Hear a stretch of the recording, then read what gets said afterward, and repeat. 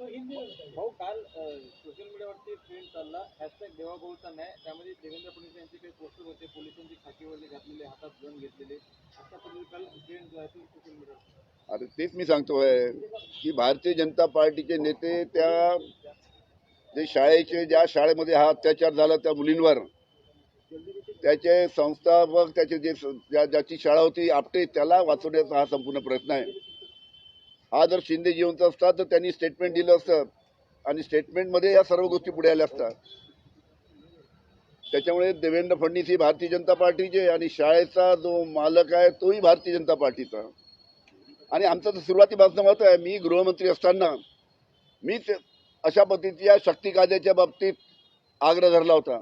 आम्ही त्याचा कायदा केला होता आणि कायदा करून अशा पद्धतीची एखादी अत्याचार जर मुलींवर झाला, लहान मुलीवर झाला, महिलांवर झाला, त्याला कठोर शिक्षा व्हावी, 21 दिवसामध्ये त्याला फाशी व्हावी, असा मी स्वतः कायदा राज्य शासनाच्या माध्यमातून मंजूर केला.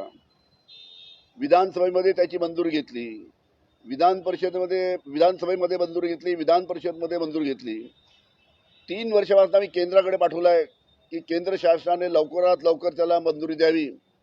तो जर आज कायदा असता तर या संपूर्ण प्रकरणामध्ये जो कोणी दोषी आहे त्याला न्यायिक पद्धतीनं त्याला फाशी देण्यात आली असती, ती 21 दिवसाच्या आतमध्ये. पण हा कायदा सुद्धा भारतीय जनता पार्टी केंद्रामध्ये त्यांचं शासन आहे, हा मंजूर करत नाही. ही सुद्धा अतिशय दुर्दैवाची गोष्ट आहे. एक फडणवीसांच्या याच्यावरून पेजवरून एक फोटो व्हायरल केला जातो की तुम्हाला साक्षीदाराचा खून करणारा वजेसारखा पोलीस हवा की चिमुरडीवर अत्याचार करणाऱ्या आरोपीचा एन्काउंटर करणारे पोलीस हवे, कुणाचे पोलीस हवे? तुमच्या गृहमंत्री काळात वजेला तुम्ही घेतलं त्यावर टीका आहे. ठीक आहे, तो प्रश्न वेगळा, हा प्रश्न वेगळा आहे. हा अतिशय गंभीर प्रश्न आहे.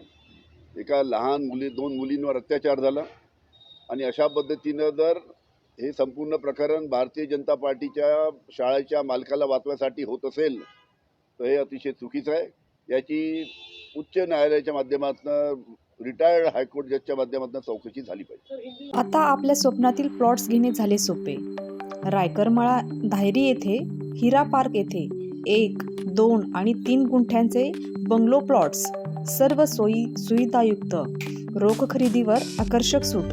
अधिक माहितीसाठी संपर्क करा